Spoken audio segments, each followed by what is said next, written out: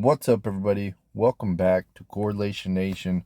Today, it is May 30th, and we have, well, I believe it was supposed to be a 12 fight card, and now it's looking like we probably have an 11 fight card. I don't foresee anything changing. We're literally like 2 days out from the fight, and basically, honestly, just before recording this, I wasn't even aware that Medeiros had withdrawn. So I had to do a little bit of film study on, I think it's Michael Aswell's to fill in the fights that we lost. The fight that we lost was basically between Ko and Goff, and then Elliott and Brahamaj. And what they did is, since that was the same weight class, they matched Billy Ray up with Ramiz. So we will get to see those two guys fight. Yes, it changes the matchup, and it changes, how I was looking at that fight, or those fights. But nonetheless, that's neither here nor there. We're going to dive right into this card, and we're going to start breaking down these fights and try to get a really good idea of who's going to win, who's going to lose. And, the first fight that we have is Ryan Dos Santos against Elise Hardy Lane. And, to be honest with you guys, neither of these women are top tier fighters, but the information that I have on them is, I don't know why that just literally skipped over like 400 lines. Crazy. Oh, I do know why. It's because I was using my laptop and it changed everything. Isn't that swell? That's okay. We'll get this figured out. Okie dokie. So, now that we're back, we have Ryan, and Ryan is a light-footed pressure striker. She tends to chase. She chases her opponent, so she doesn't cut off the cage. And it looks like I had put that closing the gap would suit her style, but it's something that she fails to do. She does have a solid 1-2, effective when extending combos in the pocket, and she has a good sidekick. Seems to have some grappling skills, but lacks legit takedown ability. So basically what I had got from that is her striking looks like it's okay. She does tend to excel when she's more of a brawler, but she doesn't always close that gap. And then from the tape, it does look like once the fight's on the mat, she has some legit Brazilian Jiu-Jitsu skills, but her takedown ability is maybe not quite where it needs to be as far as getting the fight where you want it to go, especially if you have those skills. There's a lot of fighters that have great grappling skills but don't have great wrestling or takedown ability. And she's just another one that may have that. I'm not going to sit here and say she's a great grappler, but it does look like she has some grappling chops. But let's see what her opponent. Let's see what her opponent's skill set is. And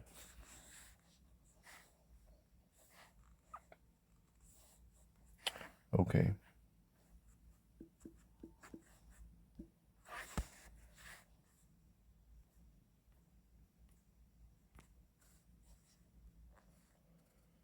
She as well is a light-footed striker. Boxing is average at best, but has some nice kicks.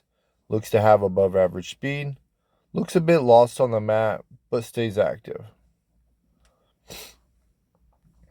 I think all in all, Rianne has the brighter future in the fight. And she's just really, really unproven at this point. But this is a tough fight to call. It really, really is. I mean, it's at this point, it is lower level women's MMA. I do tend to lean on the side of Dos Santos. But let's be real, this could go either way, right? I mean, it really, truly could go either way. I just think that Rand seems to have the better skill set. Um,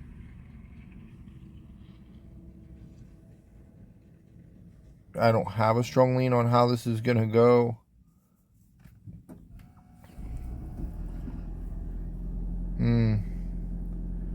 I'm really, really trying to think about it.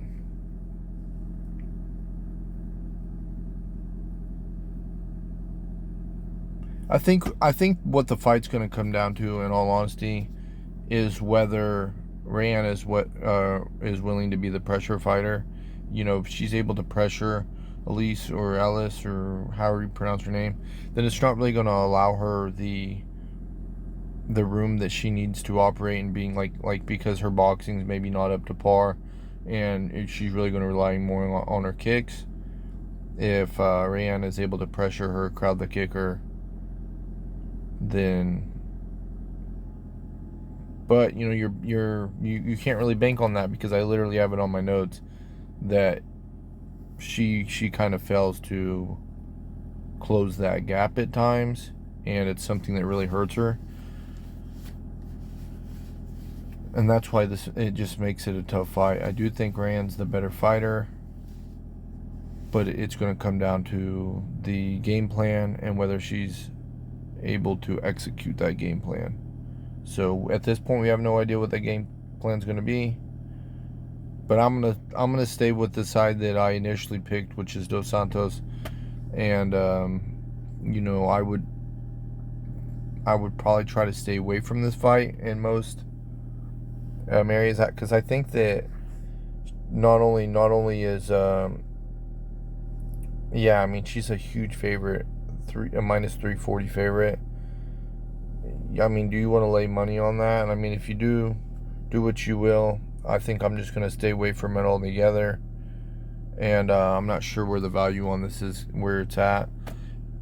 But I'm going to try to stay away from it, but I am going to pick Rand to win this fight. Okay?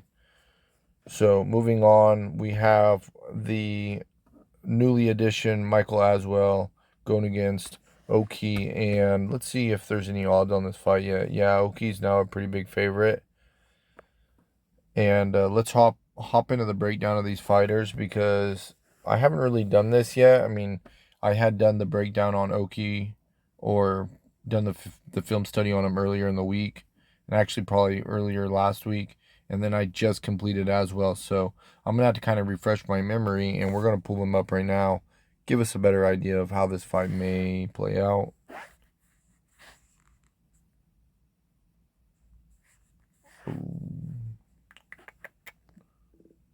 Let's move this.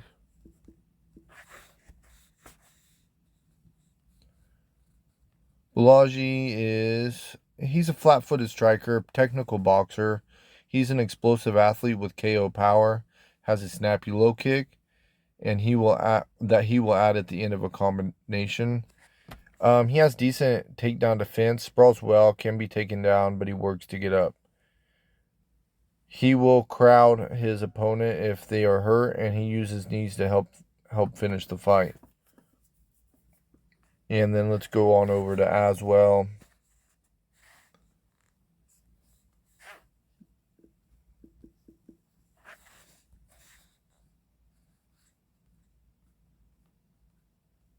Aswell is a light-footed striker, solid boxing. You know, it's not great, but it's basic combinations. He does have a high guard, but one of the things I noticed about it is that when he throws punches, he kind of leaves him out. I put leaves him out to dry, but really what I'm saying is that when he throws a punch, he's failing to return his hands back to his guard, and he does this at times, and that allows, or it leaves him exposed. So he can definitely be hit, but you know, maybe it's something he's been working on. Maybe it's improved. We'll just have to wait and see. He does have average speed. He'll punch his way into the clinch to gain control. and then he does have good takedown defense. This biggest asset, I think, one of his greatest assets as a fighter, is that he weaponizes his pace and pressure. He's not like an extremely aggressive pressure fighter, but he kind of like just kind of stays there. He stays right there. You know, if you're kind of, if his opponent's kind of pushing that pace on him or like being aggressive, he does tend to, you know, kind of step back and counter, but he's always going to be right there in the fight. And he has really good cardio. And I think that over time, he just kind of wears on his opponents. So it'll be interesting to see how this plays out. Because the other thing about Aswell that I don't necessarily have here is he's been really, really tough up to this point in his career. You don't see him getting knocked out. I mean, if I pull up his, yeah, he has no knockouts. He has 5 knockout wins. But you know, he doesn't have big power. Honestly, I think a lot of his knockouts come earlier in his career. So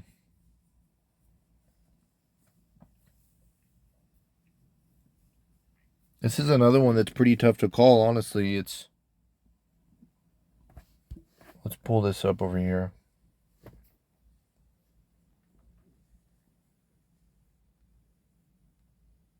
It'll be interesting to see how these guys size up.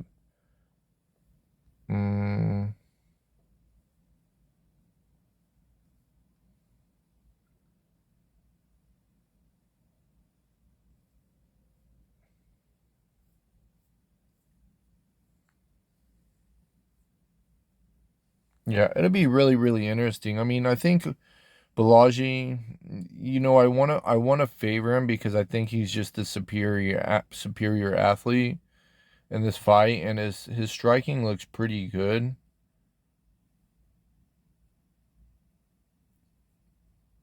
But because he's an explosive athlete, I can see a world where Aswell is able to weather, you know, use his toughness to weather um the storm and then just kind of maybe take over later in the fight. I wouldn't feel extremely confident in that, but you know, this guy's only won 3 decisions. A split against Kuwamba. Mm,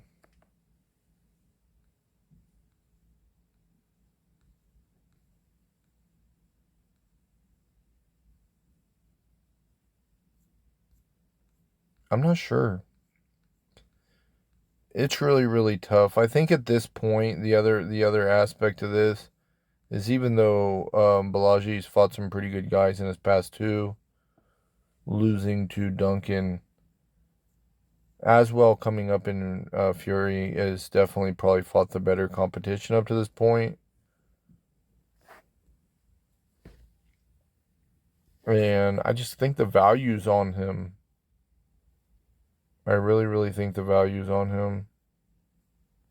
Never been knocked out.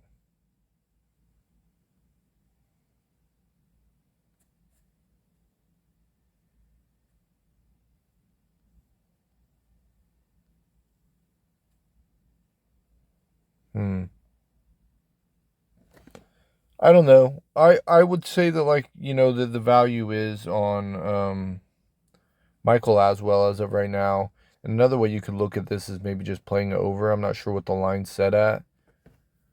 But even though Oki could definitely, I think he, like I said, I think he has the explosiveness to get a guy out, especially since he uses body shots like knees and stuff to the body.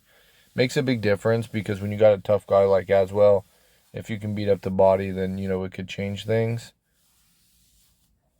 But it's a real, real wait and see thing, and I just think that most of the value is on Aswell. I think that Oki doesn't really deserve to be that big of a favorite. I mean, I understand he's a great athlete and all that, but Aswell's a little bit more proven in my opinion, and he's also proven to be durable.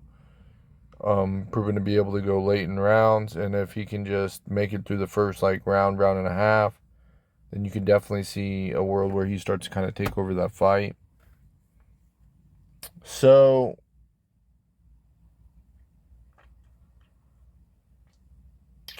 I think playing the over is probably the way to look at it.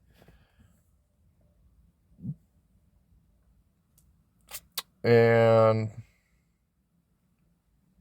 the heck with it. Well, I'm gonna take and I like Blagioki, you know what I mean? Honestly, I don't even want to see him lose. But I'm definitely gonna be taking Michael Aswell.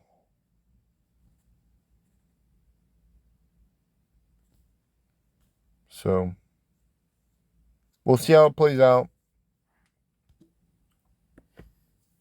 And then we're gonna move on to our next fight. So our next fight is gonna be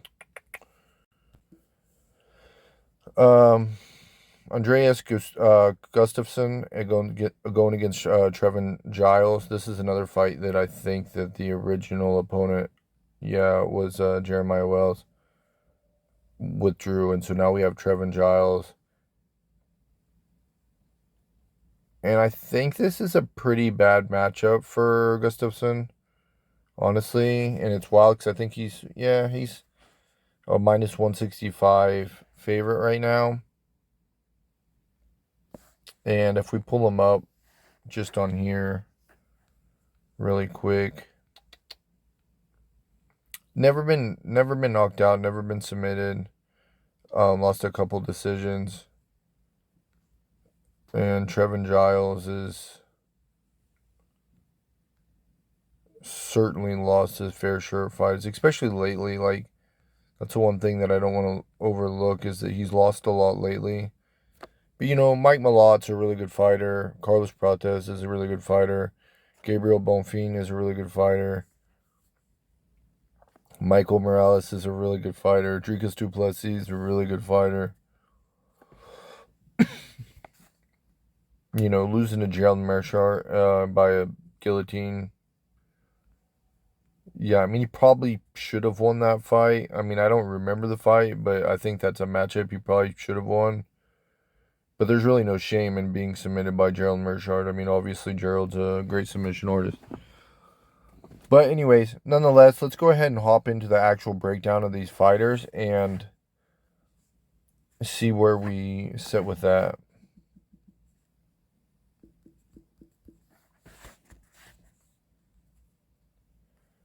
All right.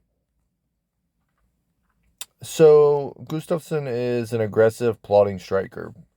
Not very technical at range. He crashes the pocket with wide looping punches. He's strong, solid clinch work, so he has good knees and elbows. And he's a bit of a madman because he'll strike from about any position. I mean, if he can throw a punch, like he's gonna try to punch you. The way I think of it is like the guy's kind of a real warrior in that sense. He's fight to the death kind of guy, I suppose. So he can be taken down. He works to get up, but he gives up his back while doing it, which I think is a pretty big flaw in his game. And then we're going to go over to Giles.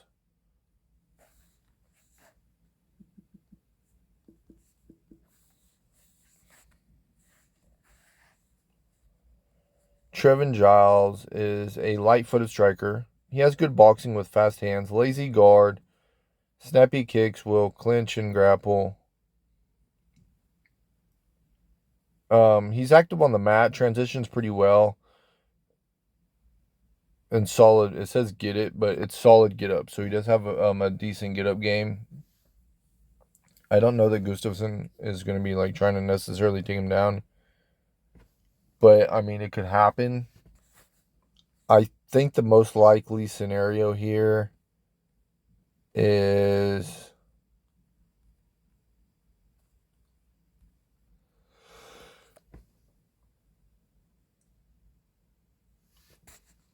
I have to pick Giles, honestly. I think that matchup wise, He just is the better fighter all around. He has a better skill set. But the thing that worries me about it is the fact that he has lost all these fights, especially just recently. Mm.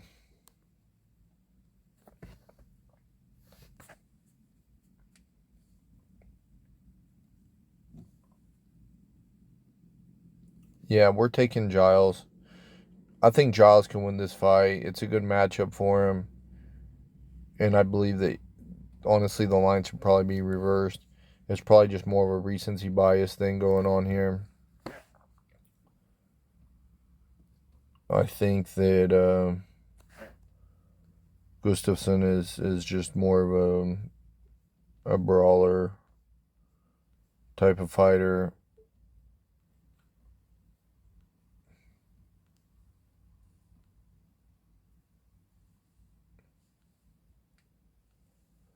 But we shall see. But that's the way I would lean. Now we have Jordan Levitt going against Kurt Holobaugh.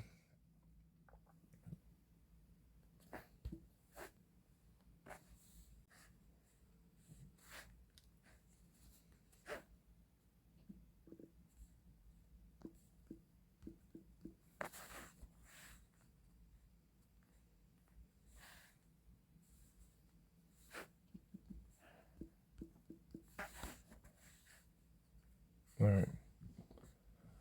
Levitt is a plotting striker, leads with a front kick, below average speed, will close gap looking for a takedown, has decent wrestling and trips, good grappling ability. So basically, very good street, very green striker, boxing not very good, not very fast. But he does have some pretty good kicks at range. But the goal for him is to close the gap. Either do these front kick push offs, push his opponent away, um, in tight areas, but ultimately it's like he wants to get the fight down to the mat where he can use his grappling ability. And in this matchup, I see we're going to go over to Kurt Holobaugh.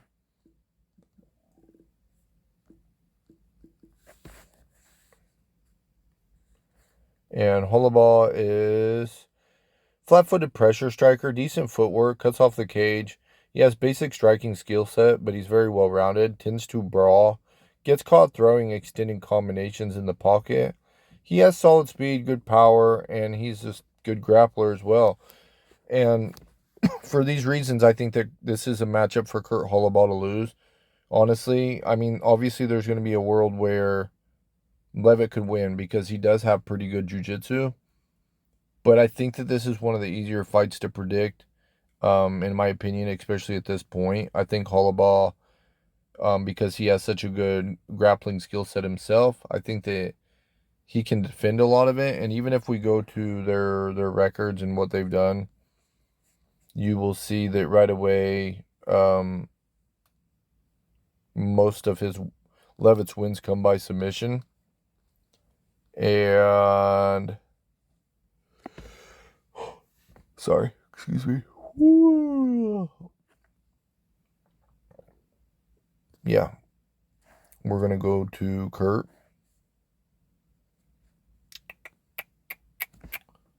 Dun dun dun dun dun dun. The age is a little bit concerning, I suppose. But yeah, you see that this is impressive right here because he's definitely fought the higher level competition. He's a vet, true vet. He's only been finished twice. He's not getting knocked out in this fight. I just don't see that happening. And the fact that he's only been submitted once is pretty promising for him. And I think it was by a pretty, Shane Burgos. Yeah, and he was winning that fight. It was like, credit to Shane. I actually watched that fight. He rocked Shane, knocked him to the ground, and then he went to get on top of him, and Shane threw up an armbar and was able to get it. So props to him for that. But he's fought some pretty good guys that can grapple pretty well. And I think this is a fight for him to lose. So I'm picking Kurt Holobaugh. And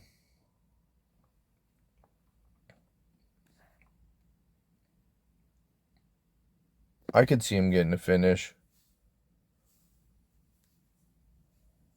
But nonetheless, I think he's an underdog, so you can just take the money line. You don't really have to worry about none of that. And moving on, Alan Nascimento going against Rafael Filho. This one's a little bit tougher than I originally thought. So, I mean, I knew that Alan was a pretty good fighter, but I was favoring Filho quite a bit. Well, that's the way I leaned on my first look at the card. But the reality is that once I started digging into these fighters, I found that Alon was quite a bit better than I initially thought. Alon is a patient, light-footed striker, has a counter and blitz style. Wants to use his grappling, and he's a good transitional grappler with submission upside. Really good back control, hasn't been a great finisher at the UFC level. Okay. So,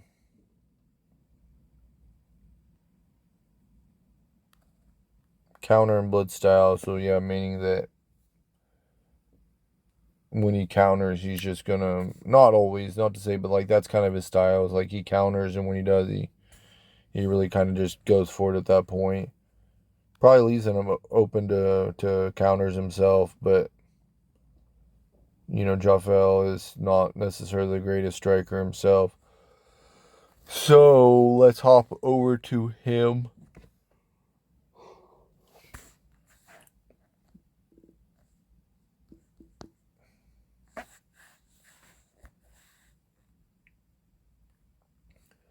Light-footed striker, lacks technical footwork, has a nice 1-2 combo. He ends with a kick, otherwise not very technical. Has good power, has solid takedown ability, and is a very good transitional grappler. Scrambles well. I think it's a tough fight. It's a really tough fight to call. You know, they're both of their striking's like it's okay, not great. It's not super technical all the time. I mean,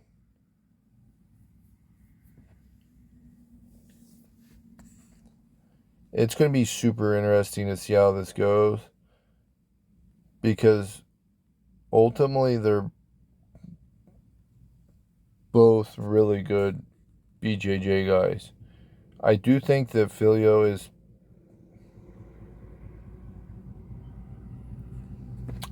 I think he's the better grappler, but it's close.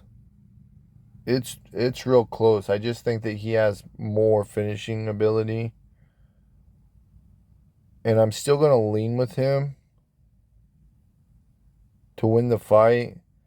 But after watching tape on these guys, it's tough. I mean, do they want to roll on the mat with each other? Are they going to try to keep it standing? It's an interesting fight. It really, really is. It's a super interesting fight. I'm excited to watch this one. I'm still going to go with my gut feeling of Filio. But this is one that it could go either way. It really truly could. So I'll be interested to, you know, kind of see what some other people's takes on this are. I'll be interested to see them weigh in, see if there's a size advantage one way or another, and just kind of go from there. But as of right now, I'm leaning for where I'm leaning with Filio, and I'm just excited for this fight. But we'll see what happens, and we're gonna move on to the next. The next fight we have Zach Reese going against Dusko Todorovic. And this is another fun fight. Honestly, it really is. We got two guys here coming to the UFC. Pretty good skill sets all around, I think. Pretty hyped up guys. And as of right now, we're looking at two guys that have very, very questionable chins. I think that's the big thing going into this fight. So it'll be interesting to see how this one plays out. But let's hop right into Zach Reese's or at least what we got from his film study. So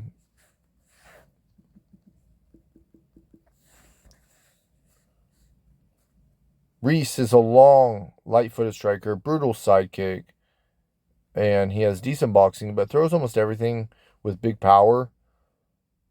He has good BJJ, but the downside of his BJJ is that, like some others, he's a little bit too willing to fight off his back. It's something that's got him in trouble as of late. His last 2 losses were literally for that reason. The first one was he was trying to lock up, I don't remember if it's an armbar or a triangle, but he got slammed back down on his head and was knocked out. And then in his last fight, he was laying on his back with his active guard, and he got absolutely pounded out. So I would like to see him try to have a little bit more urgency in getting up and not worry so much about. I mean, I get it when you have the grappling ability, he's trying to use it, but you have to also understand that, it's getting him beat up. So and he has a questionable chin, obviously. Now let's hop on over to Todorovic.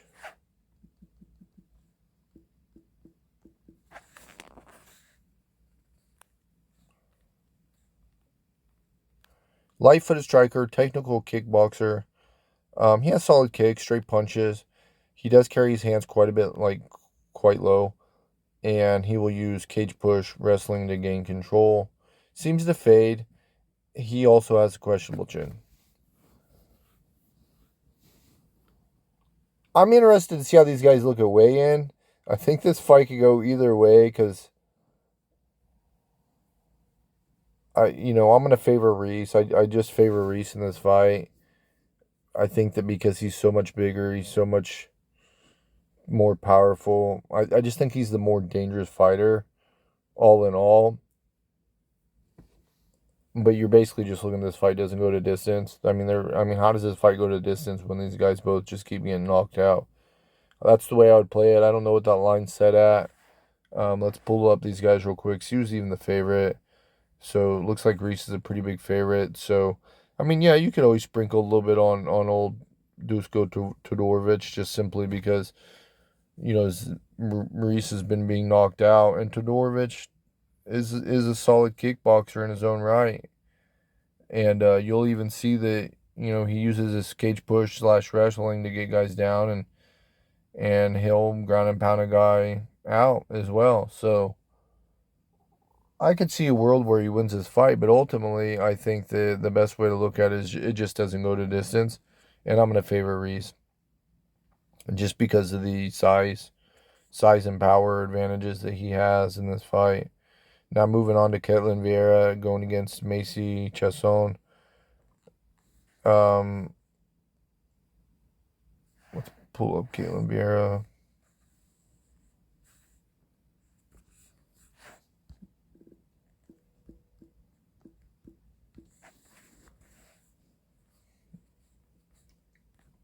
All right, Ketlin is a long, light-footed counter striker. Good timing.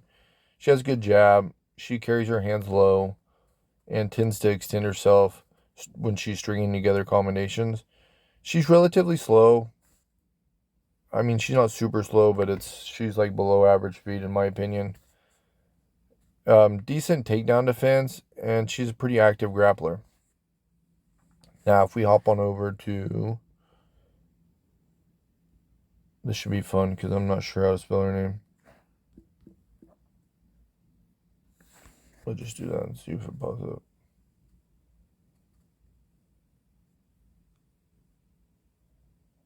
I didn't even get it right. I still didn't get it right.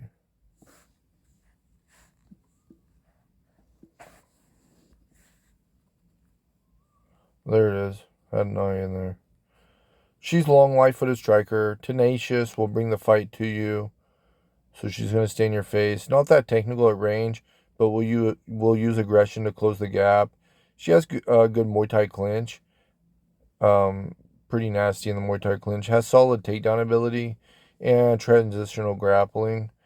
She scrambles quite well.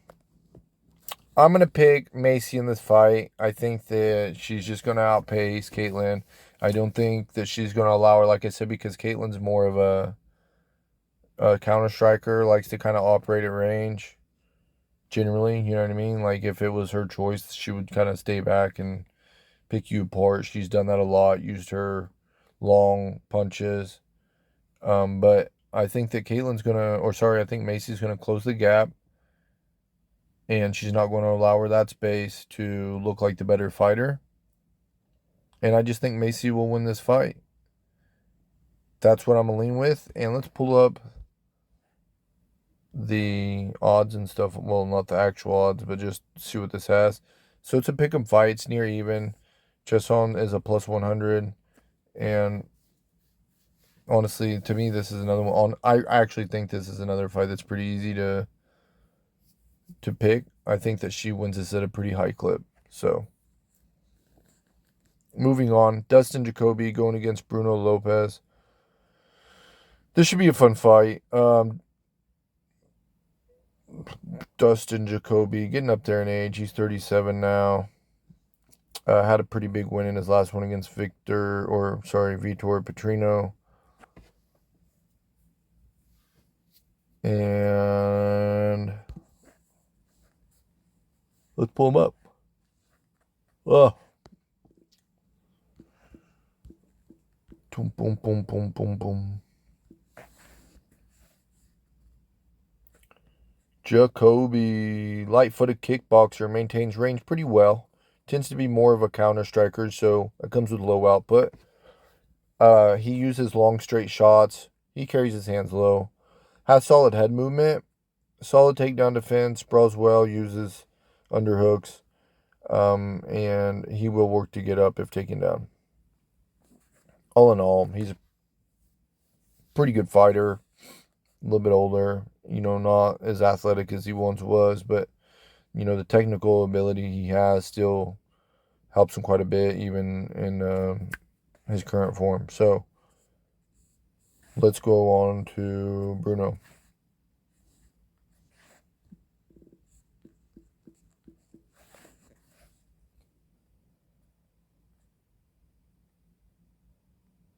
Bruno is a light-footed pressure striker. Solid boxing, high guard, straight left.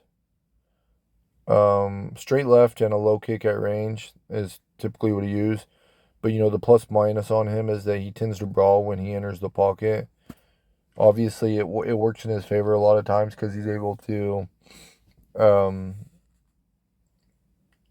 just be the more durable fighter in those situations. But when you're playing that game against a technical striker, you could certainly lose, especially if they can counter you. He has good power, nasty step and knee. He has some wrestling ability, solid ground and pound he uses to advance, and he does have an arm triangle from the mount position. So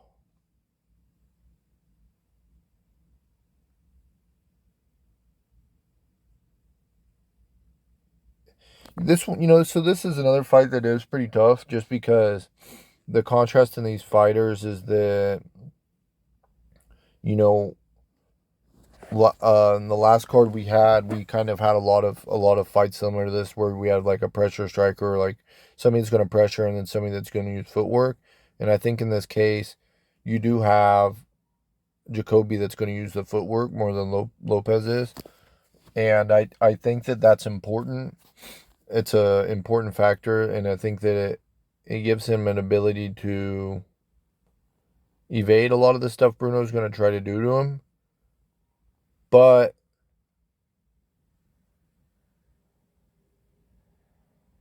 and he's pretty durable. That's the other thing that I think is good for him. I'm going to pick Jacoby to win the fight, but it's not super confidently. Let's pull him up again.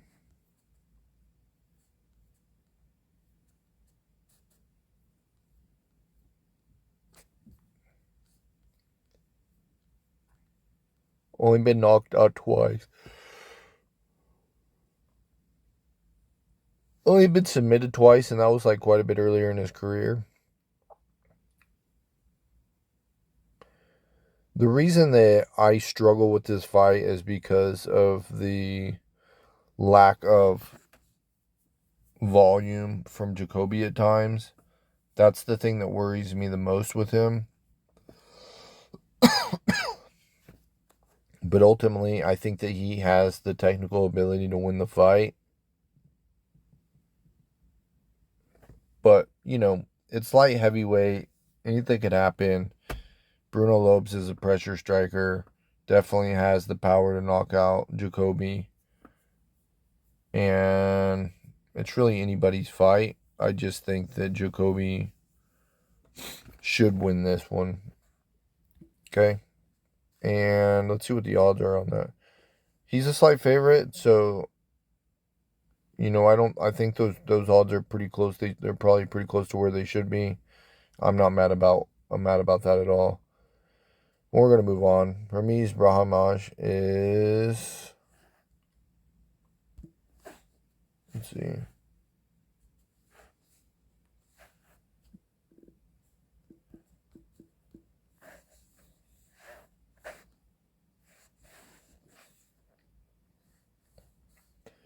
Light-footed striker blitzes opponent with wide punches, solid power, but looking to wrestle and grapple. Has some takedown ability, but lacks control.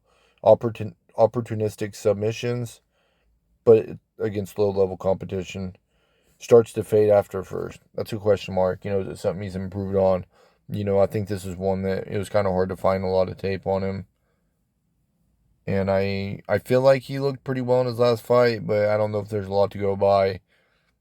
And so I looked for what I could find, and this is kind of what I got. And then and also the matchup got changed, so he's going against Billy Ray Goff. Let's pull up old Billy. We'll just put Goff. Light-footed pressure striker, solid boxing, crisp left jab, good right cross. He carries his hands low, but he has a nice low kick and front kick at range. Tends to sit in the pocket at times. Has decent head movement in the pocket. Will use wrestling. Decent top control, good ground and pound, advances well. Doesn't fight well off the back foot and can get stuck on bottom. I'm going to pick Billy. I think Billy's got the technical ability to win this. I think he's a better fighter than... I think he's a pretty big favorite too, even though they're... Yeah, I don't know that... I don't know that these rankings make any bit of sense. Unless Ramiz is coming up from a different weight class. Let's look. Nope.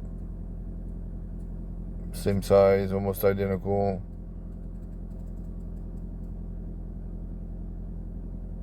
Yeah, I'm not sure what's up with these rankings, but yeah, I certainly do see Billy Ray winning this fight, and then we're going to move on. Mateus Gamrot going against Ludovic Klein.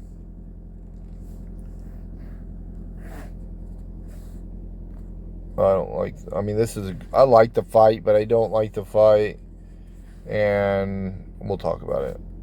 Gamrot.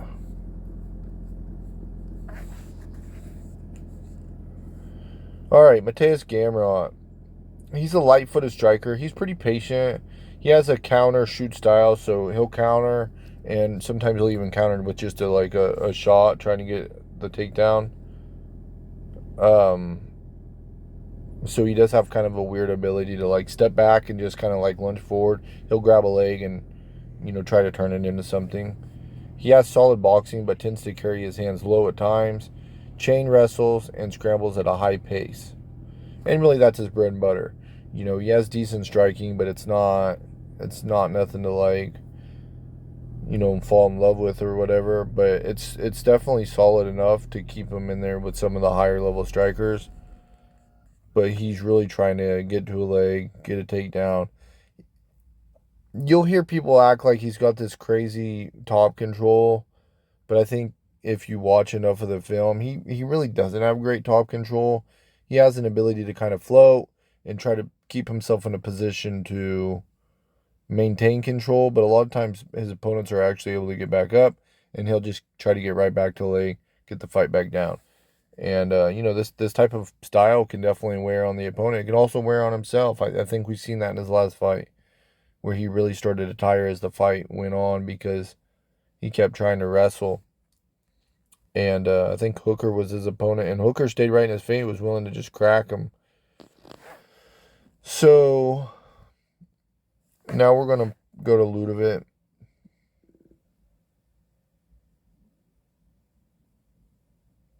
I don't know what I just did.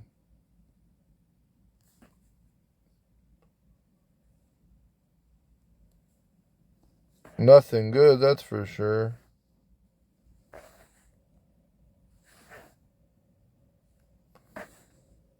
No bueno, brother. No bueno. I don't even know how to freaking go back on that.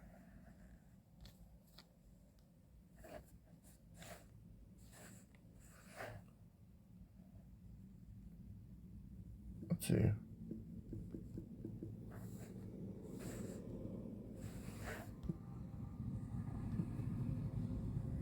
Okay, that'll work. All right, Ludovic.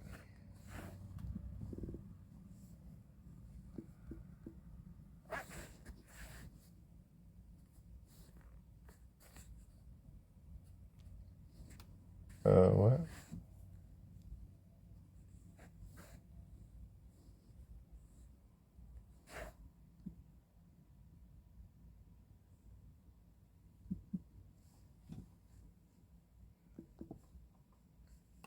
Is it EI? What's up, though? There he is. All right, Ludovic Klein. He's a plodding kickboxer, explosive athlete, powerful kicks. He has a nice head kick. Has a lot of head kick knockouts, I believe. Very snappy. Not a lot of wind up to it. Just side kick and front kick. Decent boxing. His boxing is not as good as his kicking, but he does have accurate strikes. He tends to throw everything wide. He carries his hands low. He can fade. Vulnerable to chokes. I remember when I did my first take, I wanted to be like Klein. I'm a fan of Klein. But, I knew he was a technical kind of like kickboxer. So technical striker all in all. But his ploddiness, he's really flat-footed. And I guess it makes sense to some degree when you're an explosive kicker like he is. He does really plant his feet a lot. And so because of that, he's not on his toes. He's kind of just there. Honestly,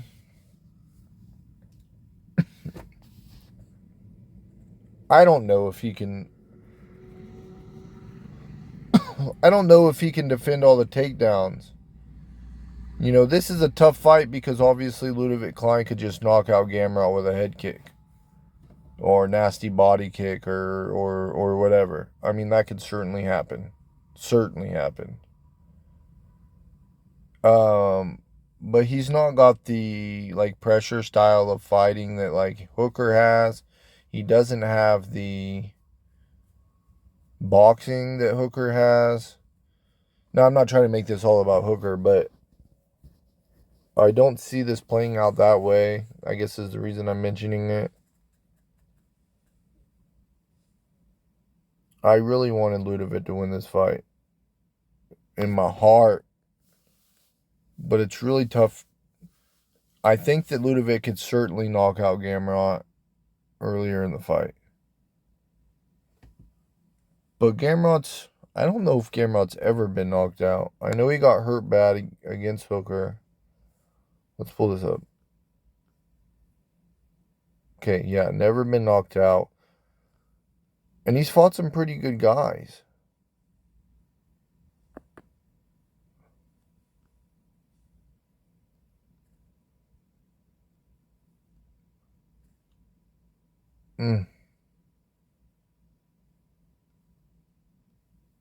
I'm going to go with Gamrot. I think Gamrot's going to win the fight.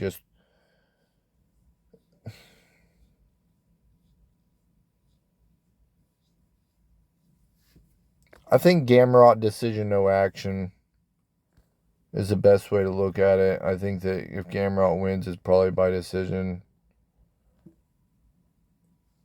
Should be only it's only a 3-round fight. Or actually, you could probably go Klein. Okay, I don't know, man. It's really really tough. Actually, Klein KO, no action.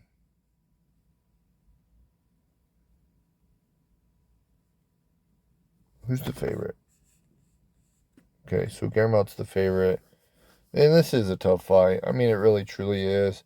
I think that Gamrot probably wins it more than not, but Klein having the explosive ability he does, and technical kicking he does, he could certainly knock out Gamrot with a kick. Or even a punch, really, but I just think Gamrot is going to be able to weather that storm and just kind of take over the fight as it goes.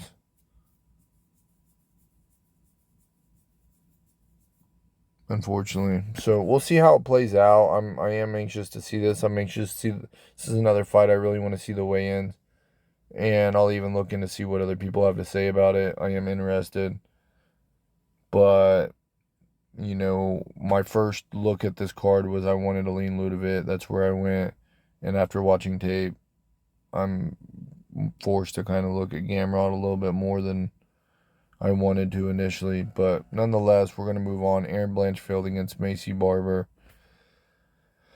This is our main event. I ain't trying to crap on the ladies. I think they're both pretty good fighters, all in all, especially, they're higher ranked in the division. But let's be real, I don't think this is a good matchup for either woman in this fight. I don't even know that this is going to be a fun fight to watch because they're almost the same fighter. They really are. They're almost the same freaking fighter. Let's hop into the breakdowns of the main event. Erin Blanchfield going against Maycee Barber. The first one we're going to look at is Blanchfield.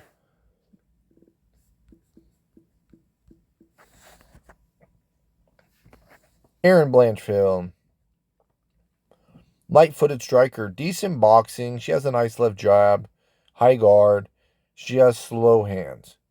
Uses relentless pressure to get to the clinch. She has nice knees and body lock trips in that position. She scrambles well enough. Solid control and submissions. Okay.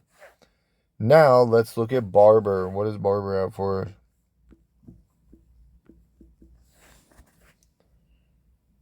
Maycee Barber, light-footed pressure striker, has decent kicks at range.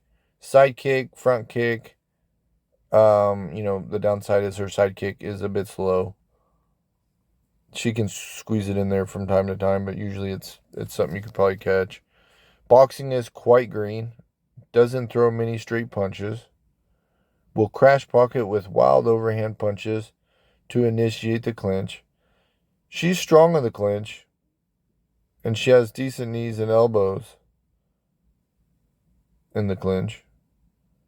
Has some takedown ability, trips and throws, but lacks good top control, but has solid ground and pound, relatively. I mean, like I said,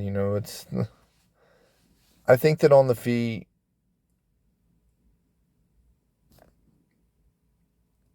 okay, this is, the more I've thought about it, the way I see this fight playing out is I'm going to pick Blanchfield, and the reason why is because I think that on the feet, because she has better technical striking, I think that she's able to win the exchanges on the feet because they both are more of kind of clinch wrestle type of fighters, kind of grind on each other.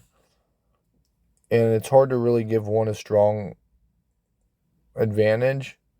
I do think that Maycee's probably going to look a little bit stronger in the clinch. But here's the difference, is it starts at range, and I think that Blanchfield's able to get the better of Maycee. Now, Maycee tends to throw a lot of side kicks that are kind of slow, which should give Erin an opportunity to catch and get in an advantageous position. That's what I'm thinking. I'm not really that sure. I don't, like I said, they're kind of the same fighter almost. At least as far as like what they want to do. But obviously they're have strengths in different areas. But mostly they are kind of the same fighter. We're gonna rock with Blanchfield. And I'm not really sure what those odds look like either. Let's check it out real quick. She's a minus 175 favorite. I don't know if she wins. I don't know. It should be a close fight. I don't suspect it's going to be the most exciting fight, but I just think it's kind of bad matchmaking, honestly. I don't love it. I don't love that matchmaking at all. But it is what it is. This is the fight we got. And, I wish both the ladies the best of luck. And I'll be watching it. So and I'll be hopefully enjoying it. So these are my projections. These are my breakdowns. I hope everybody enjoyed it. Hey, and to everybody, just real quick, I'm really, really, really trying to get to 50 subscribers so we can go live. I think if we have the ability to go live, we'll be able to talk about like breaking news and stuff like that a little bit more. Yeah, and we're just trying to grow. We're trying to improve. Also maybe if we go live, we can get some people a little bit more involved, get some other opinions, some other insight, and just 2 cents on some of the fights, the fighters, this and that, and so on and so forth. So please like, subscribe. Let's get this channel going. And if you have any feedback, if you have any ideas, I'd be more than happy to hear you out. Leave me a comment, and let's go, Correlation Nation. I'm out.